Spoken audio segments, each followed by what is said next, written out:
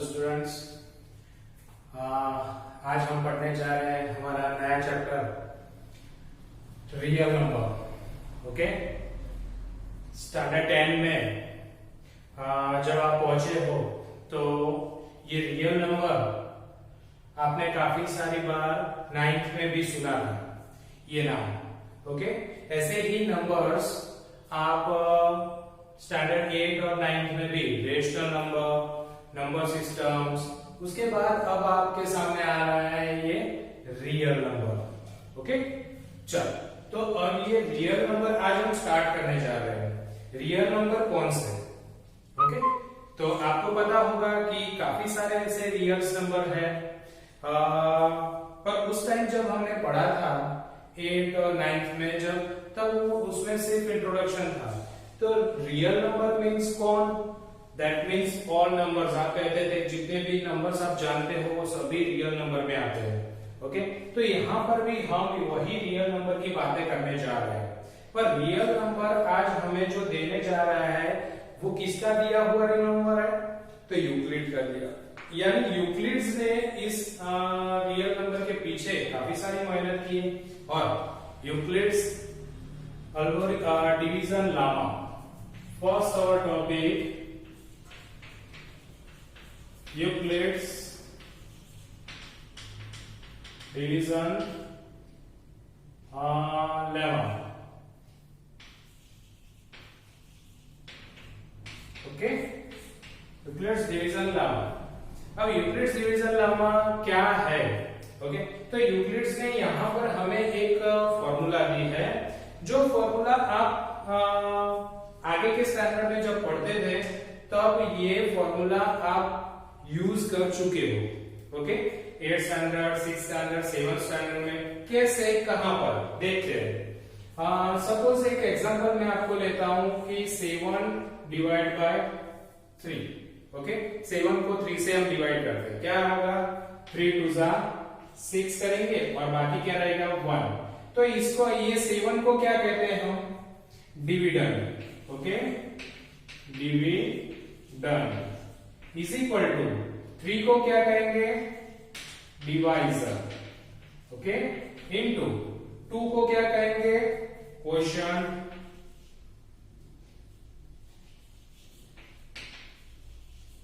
Quotient फिर plus remainder. Okay, dividend is equal to divisor into quotient plus remainder. ये formula हम बचपन से जानते हैं। अगर मुझे डिवाइजर हमारा कौन है? 3 है, मल्टीप्लाई क्वोशिएंट कौन है? 2 है, प्लस रिमाइंडर कौन है? +1। अगर इसको सॉल्व करते हैं 3 2 6, 6 + 1 that is 7। 7 is a dividend. आ गया? तो अब इसी को लेके यूक्लिड्स ने यही फॉर्मूला को एक नाम दिया है। डिविडेंड को हम कहेंगे सपोज ए, डिविडेंड को कहेंगे सपोज ए। ओके, डिवाइजर और क्वोशिएंट। ओके, डिवाइजर को हम कहेंगे यहां पर बी और हमारा क्वोशिएंट होगा यहां पर क्यू। ओके, स्मॉल क्यू के फॉर्म में, और plus remainder that means small R. Okay, पर यहां पर जो हमें ये फॉर्मूला दी है उसकी ये कंडीशन दी है कि रिमाइंडर क्या आ सकता है। ओके, तो रिमाइंडर के लिए 0 <= r b। अब यहाँ पर ये कंडीशन हमारे लिए बहुत इंपॉर्टेंट है क्योंकि पीछे काफी सारे सम में इसका यूज हम करने वाले हैं। ओके, तो r की वैल्यू क्या होगी? b से छोटी होगी। ओके, और 0 से बड़ी, 0 या 0 से बड़ी हो सकती है, यानी 0 1 2 3 अप टू b। कहां तक होगी r की value? 0 1 2 3 dot up to b। b यानी कोई भी नंबर हो सकता है। ओके, अगर 10 है तो 10 से छोटे 0 to 9। ओके, यहाँ पर लेस देन इक्वल नहीं है, इसीलिए b की वैल्यू नहीं आएगी, b से छोटी। चल, तो ये रही हमारी स्टैंडर्ड एक फॉर्मूला यूक्लिड्स की, यूक्लिड डिवीजन लेमा में। Okay, it's given by Euclid's. अब इसी को लेकर कुछ ऐसे ही एग्जांपल्स हम आगे गिनने वाले हैं। ओके, तो एग्जांपल की ओर आगे बढ़ते हैं। तो हमारा फर्स्ट एग्जांपल यूक्लिड्स का दिया हुआ है, using the Euclid's division algorithm, Euclid's algorithm. Euclid's algorithm division, example number 1. Find the HCF. Use the Euclid's division algorithm method. Find the HCF of 40. First digit is a 4052 and second digit is given that 12576. Okay चलो, ये दो digit हमें दी गई है, उसमें हम HCF find the HCF क्या करना है हमें? फाइंड HCF क्या है आप सब जानते ही हो. Okay, HCF that means highest common frequency. Highest common frequency को हम शॉर्ट में HCF कहेंगे. ओके, नाउ हियर फर्स्ट, अब इन दोनों में जो भी बड़ी डिजिट है वो हमारी क्या कहलाएगी? वो हमारी डिविडेंड, दैट मींस 12576. ओके, और छोटी डिजिट जो है 052 उसको क्या कहेंगे पता है? हमारी फॉर्मूला थी A = BQ + R, यहाँ पे लिखा था. तो ये 4052 को क्या कहेंगे हम? B means divisor. ओके, अब इसको कोई डिजिट से मल्टीप्लाई करता हूं क्योंकि हमारी फॉर्मूला थी A = BQ + R. तो B और Q का क्या है? मल्टीप्लिकेशन में है. ओके, B और Q मल्टीप्लिकेशन में है, तो यहाँ पर भी क्वेश्चन क्या होगा? मल्टीप्लिकेशन में होगा. तो कोई 4052 को ऐसे कोई डिजिट से, ऐसे कोई नंबर से मैं मल्टीप्लाई करता हूं जिससे इन दोनों का मल्टीप्लिकेशन ये डिजिट बन जाए या फिर इसके नजदीक कोई डिजिट बने. उससे ऊपर नहीं जाना है, उसके नजदीक रहना, यानी उससे छोटी या फिर ये नंबर आना चाहिए. तो देखते हैं किससे करूं मैं मल्टीप्लाई. यहाँ पर सबका ध्यान 4052. ओके, 4052 को मैं सोचो 3 से मल्टीप्लाई करता हूं. Okay, 3 2 6, 3 5 15, 1 carry here, 3 4 12. ओके, 12156, 12556. अब उसमें 4000 ऐड कर दूं इसमें. नेक्स्ट अगर 4 से करता हूं तो 4 से करता हूं तो 4 था, उसमें 4000 ऐड करना पड़ेगा. ओके, तो क्या बन जाएगा? 16000. बहुत बड़ी डिजिट बन जाएगी. ओके, तो फिर मैं 3 से ही मल्टीप्लाई करता हूं तो बाकी कितना रहेगा? तो 4052 into 3 यानी 12156 आया. अब यहां पर कौन सा डिजिट है? 12576. तो उसमें बाकी कितना रहा कैसे पता चलेगा? तो इन दोनों का क्या करेंगे? सब्ट्रैक्शन. तो 12576 माइनस 12056. Okay, 02400 plus 420 reminder. तो ये रहा हमारा रिमाइंडर. अब रिमाइंडर आने के बाद क्या होगा? अब क्या करना है? तो ये जो 4052 है वो हमारा बन जाएगा अब नेक्स्ट स्टेप में डिविडेंड. ओके, और 420 बन जाएगा हमारा डिवाइजर. ओके, जो कैसे लिखना है देखो यहाँ पर 4052 इज इक्वल टू ये 420 यहाँ पर आ जाएगा. ये 4052 आगे डिविडेंड और 420 आगे आ जाएगा डिवाइजर. अब 420 को कितने से मल्टीप्लाई करूं तो ये डिजिट के नजदीक या फिर ये डिजिट बन जाए, ऐसा कोई डिजिट हमें लेना है. ओके, चलो तो फिर मैं 420 को ट्राई करता हूं. 420 उसको कितने से मल्टीप्लाई करना पड़ेगा? 10 से करूंगा नहीं चलेगा. 9 से करके देखता हूं. 0 9 0 9 2 18, 1 कैरी, 9 4 36, 1 37. देखो इसके नजदीक आ गया तो मैं 9 से करूंगा. अब बाकी कितना रहा? इनसे मल्टीप्लाई करने से ये आया, तो इसमें और इसमें डिफरेंस कितना रहा? डिफरेंस जानने के लिए क्या करूंगा मैं? 4052 में से 3780 ये माइनस कर दूंगा. ओके, तो यहाँ पर 2 5 में से 8 नहीं जाएंगे, ऐसे चीज यहाँ पर 3 रहेगा, यहाँ पर 9, यहाँ पर 15 में से 8 जाएगा तो 7. ओके, 7 यहाँ पर रहेगा 2 और यहाँ पर 0, 272. ओके, अगेन फिर से वही प्रोसेस. ये प्रोसेस हमें कंटिन्यू रखनी है. कहां तक? जब तक यह रिमाइंडर 0 ना आ जाए तब तक याद रखो. तो ये आएगा 420 आगे. ओके, और ये 272, 420 की जगह पे 272. चलो 272 को कितने से मल्टीप्लाई करूं, सोचो।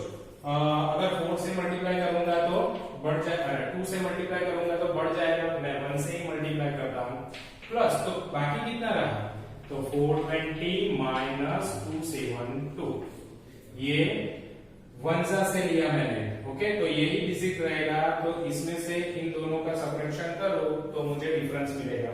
चल यहाँ पे कितना रहेगा 8, यहाँ पर 1 रहेगा, 11 आएगा, 11 में से 7 जाएगा तो 4, यहाँ 3 में से 148, ओके। अगेन 272 यहाँ पर और 148 यहाँ पर, तो 272 इज इक्वल टू 148, ओके। 1 से ही करूंगा क्योंकि 2 से करूंगा तो इससे बड़ा हो जाएगा, ओके।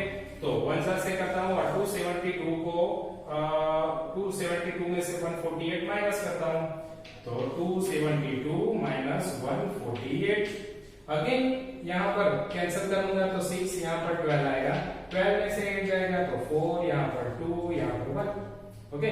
दैट मीन्स 124, अगेन यही प्रोसेस आगे, 148 यहाँ पर, ओके, 124 यहाँ पर, फिर से 1 ओके। बाकी कितना रहेगा सोचो, तुरंत यहाँ पर इन दोनों का सब्ट्रैक्शन करें तो 8 में से 4 जाएगा, 4 में से तो 24, चलो 124 आगे और 24 here, then 124 is equal to 24 को कितने से मल्टीप्लाई करो सोचो, तो 6 से मल्टीप्लाई करूंगा तो बढ़ जाएगा, चलो तो फिर 125 5 ओके, 5 से चल 4 5 20 24 5 2 कैरी 5 जाएगा 1 20 आएगा, कितना बाकी रहेगा 4, चलो अगेन 24 यहाँ पर 4 आगे आ जाएगा, 24 इज इक्वल टू 4 6 अब आया तो 4 6 24 और बचेगा क्या 0, तो हमारा रिमाइंडर हमें 0 मिल गया, ओके। दैट मीन्स अब यहां पर हमारा सम फिनिश होता है और हमें ढूंढना है HCF, तो HCF कहां ढूंढेंगे, इन दो डिजिट का HCF कितना होता है, तो जो 0 हमारा रिमाइंडर आया उसके ऊपर वाली, यानी कि ये जो डिजिट है वो हमारा HCF है, या फिर ये लाइन में जो आगे है वो हमारा HCF बनेगा, ओके। दो तरीके से आप ढूंढ सकते हो, 0 के ऊपर वाला डिजिट या फिर 0 के लाइन में आगे वाला डिजिट, डिविडेंड नहीं, ओके। यहां से जब स्टार्ट होता है वो, दैट मींस HCF हमारा कितना होगा 4, ओके। चलो ऐसे ही कुछ एग्जांपल्स हमें और भी गिनने हैं पर थोड़ा सा डिफरेंट है। एग्जांपल नंबर 2, ये शायद आपको समझ में आ चुका होगा, आपकी एक्सरसाइज में फर्स्ट क्वेश्चन ऐसे ही है जो इसी तरह सॉल्व किए जाते हैं, ओके। एग्जांपल नंबर 2 की ओर आगे बढ़ते हैं, ये थोड़ा समझने वाला नेक्स्ट जो हमारा एग्जांपल है वो थोड़ा समझना जरूरी है। एग्जांपल नंबर 2 क्या कह रहा है, ओके। एग्जांपल नंबर 2 कह रहा है show that every positive odd integer of the forms of 2q and every positive odd integer, sorry, even is a 2q and odd is a 2q plus 1. Even number है कौन, उसका form कौन सा है 2q, और जो odd है उसका फॉर्म कौन सा है 2q plus 1 है, ओके।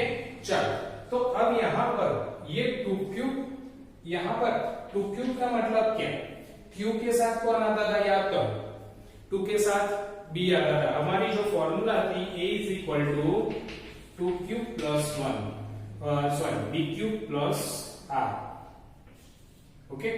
तो q के पास कौन आता था b, तो यहां पर दोनों के q के पास 2 q के पास 2 है, इसका मतलब b की वैल्यू कितनी है सॉरी b के पास कितनी है, b की वैल्यू 2 हो गई, ओके। चल अब फॉर्मूला, ये कंडीशन लिखने के बाद, ये फॉर्मूला लिखने के बाद हमारी एक कंडीशन थी, कौन सी कंडीशन लिखते थे हम, 0 less than equal to r less than equal to b, okay, less than b। अब 0 less than equal to r less than b की वैल्यू हमें कितनी मिली 2, तो इसका मतलब अब r की वैल्यू सोचो तो कितनी होगी, तो r इज इक्वल टू 0 या 0 से बड़ी, तो 0 0 से बड़ी 1 और 2 से छोटी, 2 से छोटी यानी 1 तक, तो 0 और 1 ही आएंगे, 2 डिजिट ही आएंगे। यस, अब यही formula a is equal to, मैं पहला लेता हूं r इज इक्वल टू 0 लेके कैलकुलेट करता हूं। फॉर्मूला हमारी थी a is equal to B Q plus r। चलो वैल्यू रखते हैं, b की वैल्यू कितनी थी 2 क्यू प्लस r की वैल्यू फर्स्ट हमने कितनी ली है 0, तो 0 लेता हूं तो क्या आएगा 2 क्यू। तो a is equal to 2 Q where q is an integer, q is integer. Okay चलो इंटीजर सम इंटीजर्स का है। Okay q is a some integers, यानी अगर 1 लेते हैं तो यहां पर सोचो q इज अ 1 लेते हैं तो 1 2 जा 2, अगर 2 लेते हैं तो 2 2 जा 4, 3 लेते हैं तो 3 2 जा 6। एवरी सम का आंसर क्या आता है, पॉजिटिव आता है। That means this is our a is equal to 2q is a positive, is a form of positive or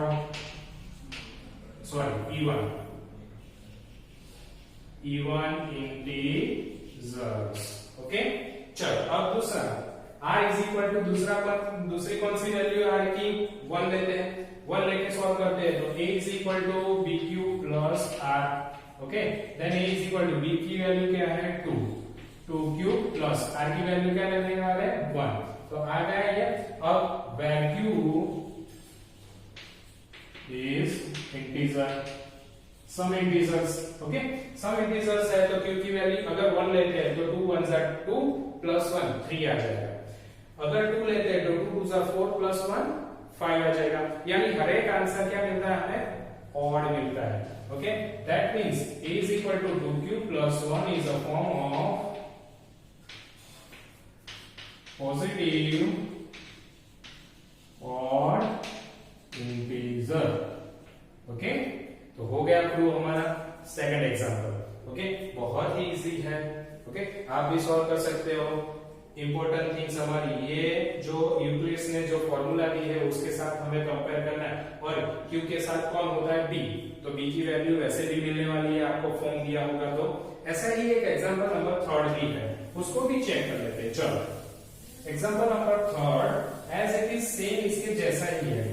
okay तो उसको भी हम समझ लेते हैं। Show that the positive odd integer is the form of the 4q plus 1 and 4q plus 3। Okay example number 3, it's a positive odd integer. Okay it's a form of 4q plus 1 and 4q plus 3। Okay चलो first of अब q के पास कौन है 4, q के पास कौन है 4, that means b मिल गया 4 हमें। चलो अब इसकी वैल्यू हम स्टैंडर्ड फॉर्म में रखते हैं, अरे सॉरी हमारी कंडीशन में रखते हैं 0 less than equal to r less than b की जगह पे क्या रखेंगे b। ओके b की जगह पे हम रखते हैं 4। तो अब सोचो r की वैल्यू क्या होगी 0 या 0 से बड़ी, तो 0 1 2 3 4 नहीं आएगी क्योंकि लेस देन है, इक्वल नहीं है, less than not equal. Okay चल तो अब r की वैल्यू 0 लेके first of a is equal to b cube plus r, तो क्या आएगा b की value 4q where r is equal to 0। Okay then a is equal to 4q where q is some integers।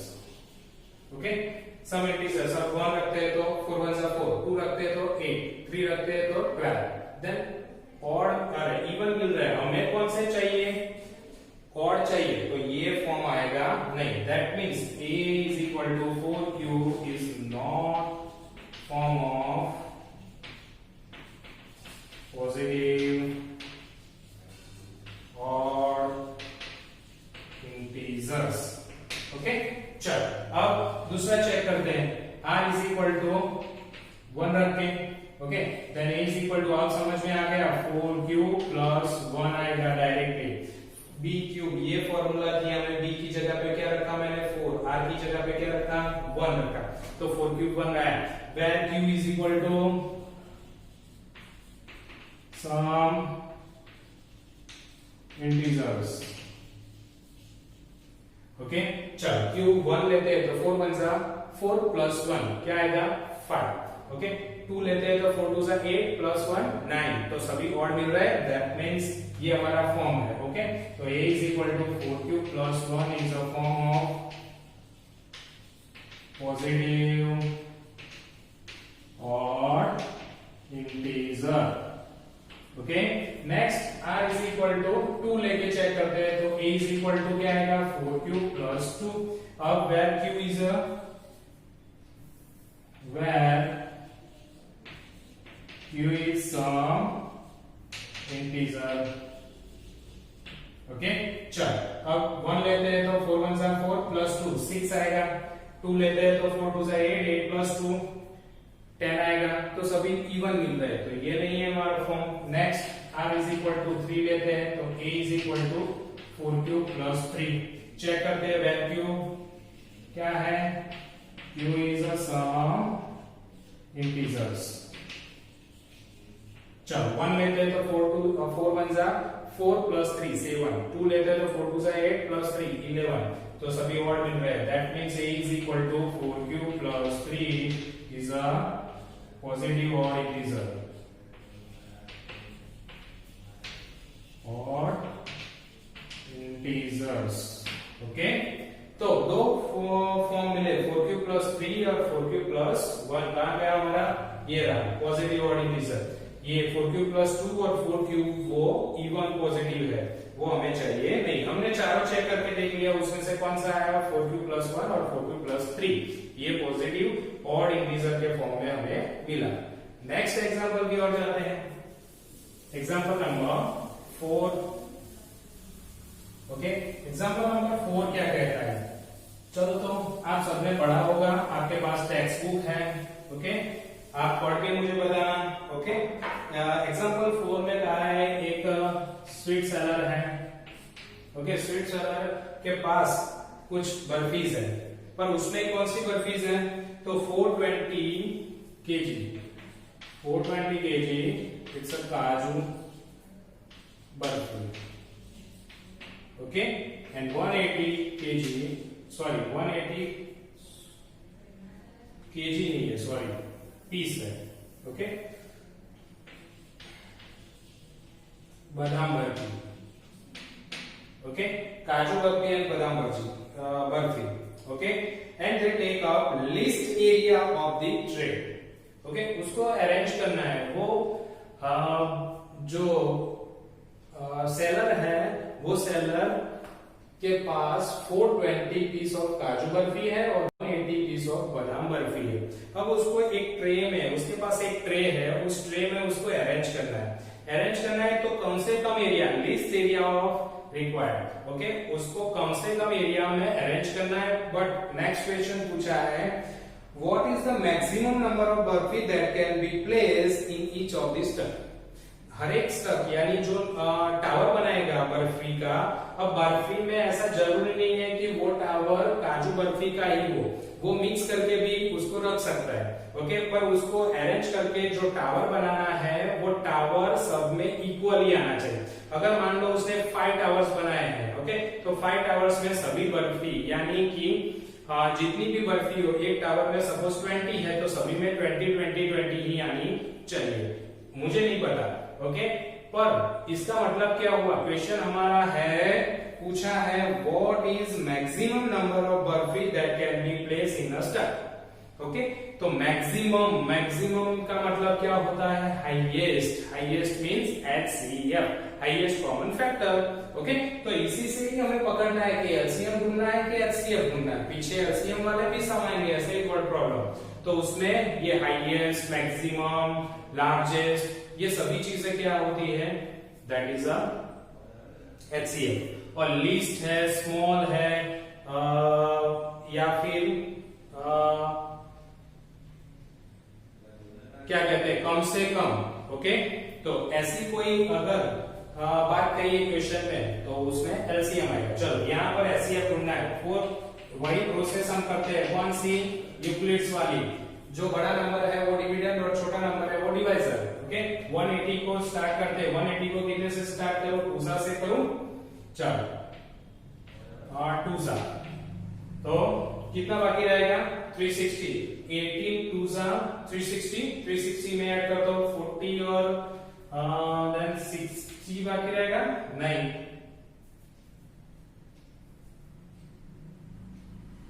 Okay चल 60 बाकी रहेगा।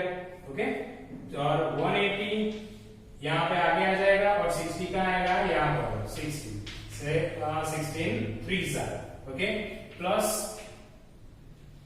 0 6 3 18। तो यहाँ finish हो जाता है हमारा आंसर। ओके 420 सॉरी ओके चलो नो प्रॉब्लम। यहाँ पर टेक्स्ट बुक में 130 लिखा है। ओके हमने 180 ले लिया है, नो प्रॉब्लम। ऐसे ही सॉल्व करते हैं कि चलो 420 काजू बर्फी है और 180 बादाम बर्फी है। हम नंबर लिखने में गलती हुई है तो नो प्रॉब्लम, उसको ही लेके सॉल्व करते हैं कि उसमें हमें समझना है क्या था क्वेश्चन में maximum. What is the maximum? Maximum that means HCF। हमें HCF ढूंढना था, यही हमें ढूंढना है। ओके तो अगर 420 काजू बर्फी और 180 बादाम बर्फी है तो ऐसे ही सॉल्व करेंगे तो 0 के ऊपर क्या आएगा? 60। तो HCF क्या होगा? 60। ओके तो मैंने 130 की जगह पे 180 लिख दिया है।